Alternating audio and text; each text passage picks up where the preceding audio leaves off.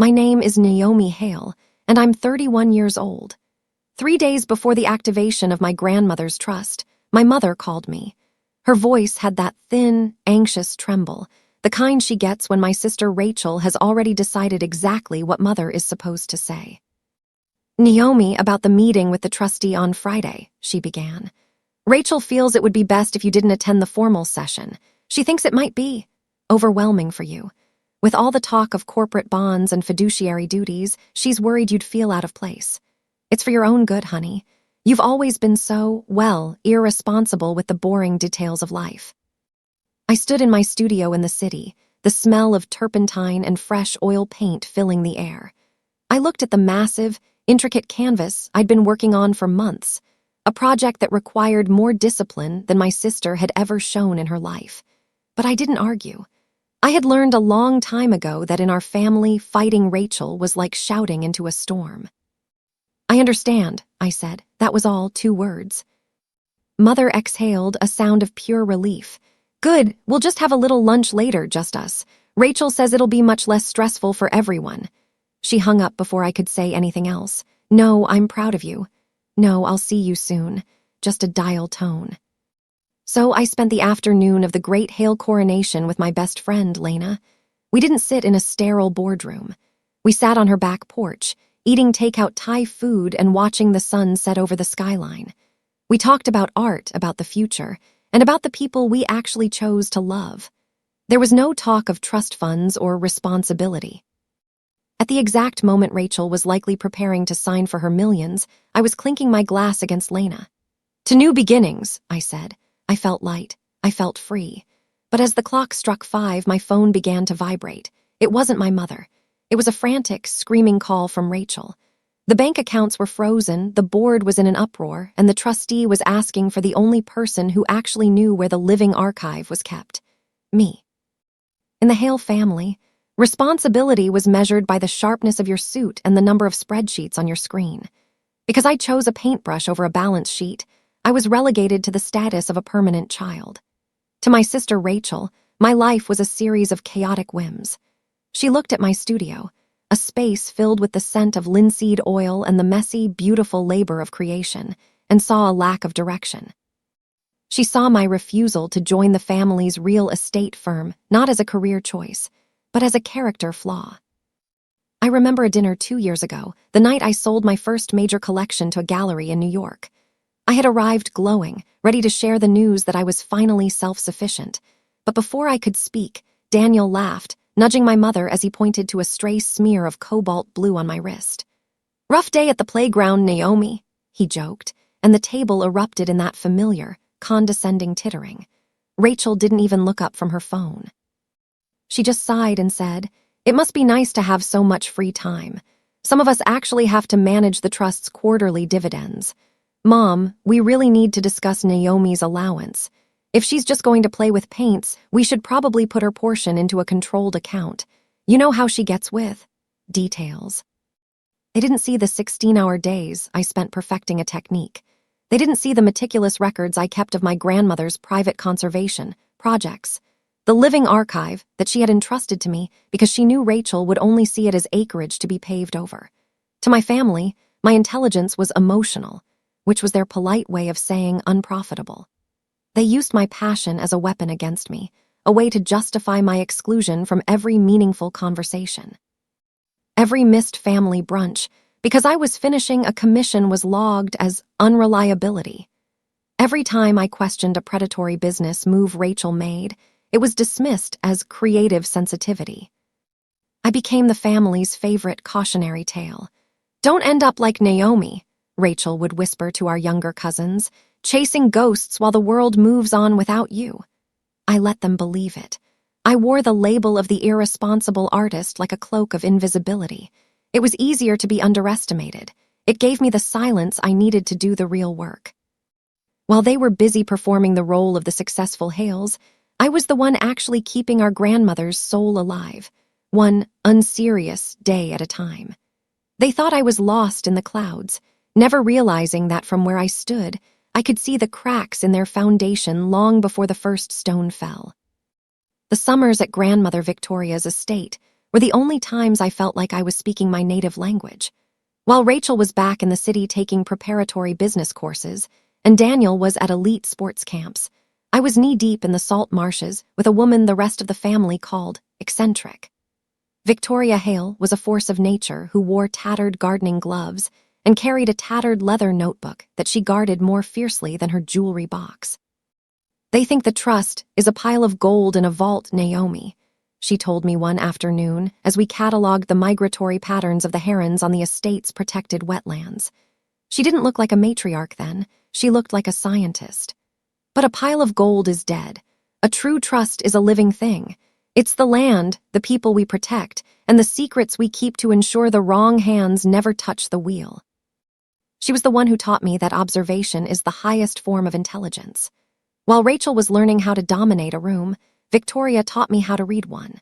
She showed me the living archive, a hidden network of conservation easements and social foundations she had spent 40 years building under the radar of the family's corporate interests. She knew my mother was too anxious to lead, and that Rachel was too greedy to see anything beyond a profit margin. "You have the artist's eye, Naomi," she whispered, handing me her leather notebook on the final summer before she passed. "You see the patterns. You see the truth when it's hidden in plain sight.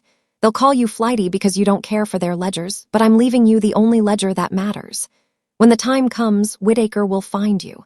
Until then, let them think you're a dreamer. It's the safest place for a revolutionary to hide." I spent the years after her death honoring that secret. Every irresponsible trip I took was actually a visit to one of Victoria's foundation sites. Every unreliable gap in my schedule was spent meeting with the stewards of the archive. My family saw a girl who couldn't keep a schedule. Victoria saw a woman who was the only one capable of keeping a legacy. I kept her notebook hidden behind the false back of my supply cabinet, a silent bridge between the girl they mocked and the benefactor I was becoming. I didn't need their approval. I had Victoria's map, and I knew exactly where the treasure was buried. The brunch was held at a restaurant where the linens were too white and the voices were too low, the kind of place Rachel chose when she wanted the environment to do the intimidation for her. My mother sat to my left, her eyes darting nervously toward the floral centerpiece, while Daniel sat across from me, already digging into a plate of eggs Benedict he didn't seem to be enjoying. Rachel, however, hadn't touched her food. She sat perfectly upright, a heavy manila envelope resting on the table like a loaded weapon. "Naomi, we've all been talking," Rachel began, her voice smoothed into that terrifying, professional kindness she used on difficult clients. "With the trust activation ceremony just 48 hours away, we're concerned about your stress levels. We know how much you value your freedom and your art. The last thing we want is for you to be burdened by fiduciary meetings and tax compliance." She slid a thick stack of papers across the table. I didn't reach for them, so they just sat there, inches from my coffee cup. "It's a simple power of attorney and a partial renunciation," she continued, her eyes fixed on mine. "It essentially confirms that you're delegating your decision-making rights to me. It keeps your name on the trust for appearances, but it allows those of us with corporate experience to handle the heavy lifting. Think of it as an early birthday present. You get the prestige of the Hale name without any of the responsibility you've always struggled with." "Rachel thinks it's for the best, honey," Mother whispered, her hand briefly fluttering toward mine before retreating. "It would make everything so much simpler. No more worrying about deadlines or paperwork you might lose." I looked down at the document. It was a masterpiece of legal erasure. If I signed it, I wasn't just giving up money. I was legally admitting that I was the irresponsible child they had painted me to be for a decade. I would be an observer in my own life, a ward of my sister's ego. I looked at Daniel, who shrugged and muttered something about it being logical. "And if I don't sign it?" I asked, my voice calm, the still center that always seemed to irritate Rachel the most. Rachel's smile didn't falter, but her eyes turned to ice. "Then we'll have to have a much more difficult conversation with Mr. Whitaker about your capacity to manage an inheritance of this size. None of us want to go through a public competency hearing, Naomi. It would be devastating for your reputation in the art world. Just sign it. Be the girl who paints, and let me be the woman who protects you." I felt the weight of the leather notebook in my bag, the secret map Victoria had given me. I looked at the pen Rachel was holding out, a gold-plated fountain pen that looked more like a spike. I didn't take it. I leaned back, took a slow sip of my tea, and looked my sister directly in the eye. "I'll take it home and review it," I said. Rachel's jaw tightened. The civilized mask was slipping. "There's nothing to review, Naomi. You either want to be part of this family or you don't." "I think," I replied, standing up and tucking the envelope under my arm, "that I've been part of this family for exactly as long as you have. I'll see you at the reading." When I arrived at Lena's apartment, the civilized chill of the brunch was still in my bones. Lena didn't bother with greetings. She simply took the manila envelope from my hand, tossed it onto her coffee table, and pointed to her laptop. Lena had worked in high-end real estate law before she'd burned out and started her own consulting firm, and she had a way of seeing through legal jargon as if it were glass. "You weren't going to sign that, were you?" she asked, her voice tight with an urgency I hadn't heard from her in years. "Because if you do, you aren't just signing away your responsibility. You're signing the death warrant for the Hale Sanctuary." I sat down, my heart sinking. "What do you mean? Rachel said she just wanted to handle the heavy lifting of the trust." Lena pulled up a series of leaked planning commission documents and a private zoning request that had been filed under a blind LLC 3 weeks ago. "The heavy lifting is a demolition crew, Naomi. Your sister hasn't been preparing to lead the trust. She's been preparing to liquidate it. She's already in late-stage negotiations with Vanguard Developments. They want to turn the entire northern coastline, Victoria's marshes, the bird sanctuaries, all of it, into a high-density luxury resort and golf course." I stared at the screen. The maps were highlighted in aggressive reds and yellows, showing the destruction of the very land I had spent my summers protecting with my grandmother. "She can't do that," I whispered. "The trust specifically forbids the sale of the historic acreage for commercial development. It's the core of the living archive protocols." "She can if you sign those papers," Lena countered, her hand resting firmly on the laptop. "If you grant her power of attorney and renounce your status as a co-trustee, she can argue that the environmental restrictions are fiscally irresponsible and petition the court to overrule Victoria's original intent. She's telling the board she needs a quick payout to settle the family's mounting debts she conveniently neglected to mention to your mother." The betrayal was so total it felt physical. Rachel wasn't just trying to sideline me. She was trying to erase the only part of our family legacy that held any meaning. She viewed the earth Victoria had loved as nothing more than a series of dollar signs, a way to fund her own rise to the top of the city's social ladder. She thought I was too distracted by my art to notice the bulldozer she was driving toward our history. "She needs that signature before the reading on Friday," Lena said, looking me in the eye. "Once Mr. Whittaker formalizes the roles, she'll have a much harder time hiding the sale from him. You have 48 hours, Naomi. Either you find a way to stop her, or the birds Victoria loved won't have a place to land by next spring." I looked at the gold-plated fountain pen I'd swiped from the restaurant table, still tucked in my bag. I didn't feel like an irresponsible artist anymore. I felt like a sentry. "She won't get the signature," I said, "and she won't get the land. It's time I had a very different conversation with Mr. Whittaker." I didn't ask Mr. Whittaker to meet me at the Hale corporate offices, with their glass walls and performative hustle. Instead, I suggested a small, dimly lit diner on the edge of the city, the kind of place where the coffee is strong and the booths offer a rare kind of privacy. When I arrived, he was already there, his silver hair catching the neon light of the window. He looked less like a high-powered trustee and more like a man who had spent his life watching people reveal their true selves when they thought no one was looking. I sat down and placed Victoria's leather notebook on the laminate table, followed by the folder of zoning requests Lena had found. I didn't start with a plea or a defense of my character. I simply opened the notebook to the final page, where Victoria had written a series of alphanumeric codes, coordinates to the private accounts and conservation deeds she had hidden from the rest of the family. "My sister believes I am irresponsible because I don't follow her ledgers," I said, my voice steady in the quiet hum of the diner. But for the last 5 years, I have been the sole administrator of the living archive. I've managed the seasonal land audits, handled the legal disputes with the coastal developers, and ensured the foundation's grants were distributed without a hail press release attached to them. Mr. Whittaker put on his glasses and began to look through the notebook. I watched his eyes move over Victoria's handwriting and then sharpen as he cross-referenced it with the secret development plans Rachel was trying to push through. He didn't interrupt. He was the gatekeeper for a reason. He knew how to weigh the silence between words. "Rachel wants me to sign this," I said, sliding the power of attorney document across the table. "She told me it was to protect me, but Lena Brooks, a friend and a very thorough researcher, helped me realize it's actually to facilitate the sale of the northern marshes to Vanguard Developments." Mr. Whittaker finally looked up. For a long moment, he just studied me, his gaze moving from the paint stains on my fingernails to the unwavering clarity in my eyes. "Your grandmother told me once that the most dangerous person in a room is the one everyone assumes is a dreamer," he said softly.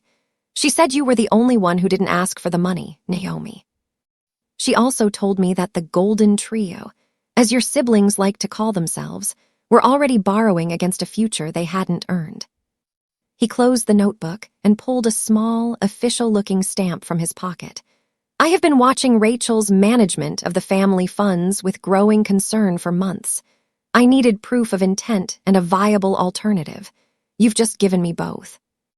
"What happens now?" I asked. "Now," Mr. Whittaker said, his voice taking on a weight that made the air in the booth feel still, "you go to the gala. You let them play their parts, and I will prepare the final activation. Tomorrow, Naomi, we find out what happens when the dreamer finally wakes up." The Hale Manor was a symphony of premature triumph. From my studio window, I could see the caterers unloading crates of vintage champagne and the florist draping the grand staircase in white orchids, Rachel's signature flower, cold and pristine. The house hummed with the kind of energy that precedes a coronation.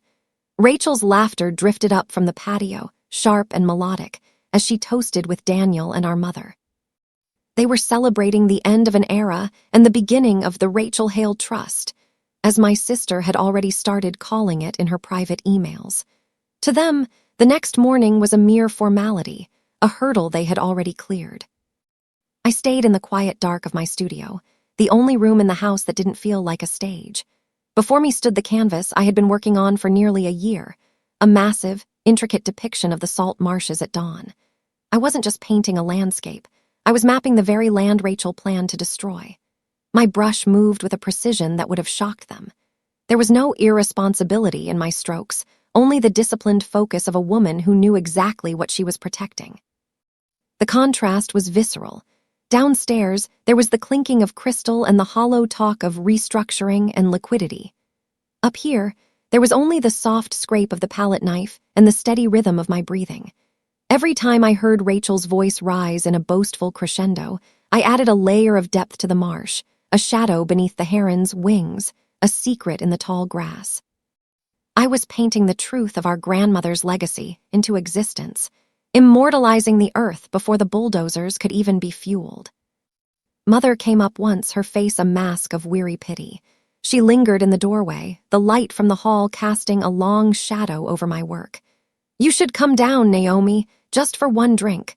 Rachel says she's willing to forgive the brunch incident if you just show a little family solidarity tonight." "I'm almost finished, Mom," I said, not turning from the canvas. "I need to get the light right before it changes." She sighed, a sound of profound disappointment. "Always in your own world. I suppose it's for the best. Tomorrow will be a big day for your sister. It would be nice if you didn't make it difficult for her." She left, and the silence that followed was the most beautiful thing I had ever heard. I didn't feel lonely. I felt prepared. As I applied the final highlight to the water's surface, I knew that while they were intoxicating themselves on the idea of power, I was the only one in this house who was truly awake. I cleaned my brushes with a methodical slowness, tucked Victoria's notebook into my bag, and watched the moon rise over the marshes in the distance. The family thought I was lost in a dream. They had no idea I was the only one who knew the nightmare was about to end. The conference room at Reed and Whittaker was a cavern of mahogany and hushed expectations. Rachel sat at the head of the table, draped in a cream-colored power suit, her gold fountain pen already uncapped. Daniel was beside her, checking his watch with the air of a man who had somewhere more important to be, while Mother sat with her hands clasped tightly, looking as though she were holding back a sob of relief. I took the furthest seat, the paint under my fingernails a silent protest against the polished perfection of the room. Mr. Whittaker entered with Thomas Reed, the family's longtime accountant. They didn't offer smiles. They laid out 4 thick leather folders, but I noticed immediately that only one was bound in the Hale family crest. "As you all know," Mr. Whittaker began, his voice dropping into that heavy, deliberate pace that commanded the air, "the Hale Trust was built on the principle of stewardship. Victoria Hale was specific. The assets were not a prize for the most ambitious, but a responsibility for the most faithful." Rachel nodded, a smirk playing on her lips. "We've prepared for this, Alan. I have the restructuring plans and the power of attorney documents ready for filing. We can keep this brief." "There will be no restructuring, Rachel," Mr. Whittaker said, his eyes finally meeting hers. "And the power of attorney you've spent the last week demanding is legally void. Thomas." Thomas Reed stepped forward, opening a ledger that looked identical to the one I had seen in my grandmother's hands years ago. "For the past 5 years, the trustees have conducted a silent audit of the heir's conduct.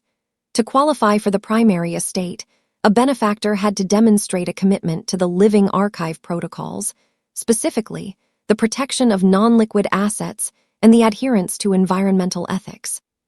He turned a page, his voice echoing in the sudden chill of the room. "During this period, Rachel Hale initiated unauthorized negotiations to liquidate protected wetlands. Daniel Hale used estate credit to settle personal gambling markers. Both have fundamentally violated the stewardship clause established in 1994. "That's a lie," Rachel hissed, her face contorting as she slammed her hand onto the table. "I was doing what was best for the firm. Naomi is the one who's done nothing. She's a ghost." "Naomi," Mr. Whittaker interrupted, "is the only heir who has spent the last 5 years fulfilling the secret mandates of this trust without a single prompt from this office. She has maintained the archive, protected the land you tried to sell, and did so while you were busy mocking her for her unserious life." He slid the crest-bound folder across the mahogany table. It didn't stop in front of Rachel. It glided past her, past Daniel, and came to rest directly in front of me. "Victoria's will is absolute," Mr. Whittaker said, his voice like a gavel. "Because you sought to destroy what she loved for a quick payout, you have forfeited your claims. Naomi Hale is hereby named the sole benefactor and the primary trustee of the Hale estate. The irresponsible sibling is now the only one who owns the roof over your heads." The silence that followed was so thick I could hear the frantic ticking of Rachel's watch. She looked at the folder, then at me, her mouth opening and closing like a landed fish. For the first time in my life, I didn't feel small. I felt like the marsh at high tide, quiet, deep, and completely unstoppable. The conference room felt like it was shrinking, the air thick with the metallic tang of Rachel's panic. She didn't go quiet.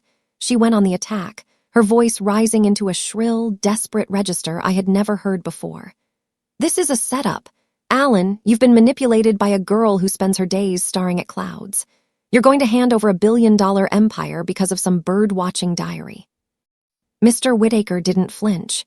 He simply nodded to Thomas Reed, who opened a second, thinner folder, the one that didn't have a crest. It was filled with bank statements, highlighted in a bruising, fluorescent yellow.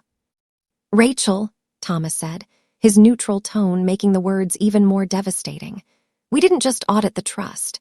We audited the family accounts you've been managing for your mother and Daniel. It seems your corporate experience involved moving nearly $4 million of their personal inheritance into a private offshore fund to cover the margin calls on your failed tech investments." The room went deathly still. My mother, who had been leaning toward Rachel as if seeking a life raft, froze. She looked at the highlighted lines on the paper Thomas slid toward her, lines that traced the disappearance of her own security. Daniel leaned in, his face turning a mottled red. My housing fund, Rachel. You told me that was locked in a high-yield bond. You said you were protecting it for me. I was going to put it back, Rachel shouted, her eyes darting around the room like a trapped animal. The Vanguard deal was going to triple that money. I was doing this for all of us because none of you have the spine to make the hard trades. I watched my mother.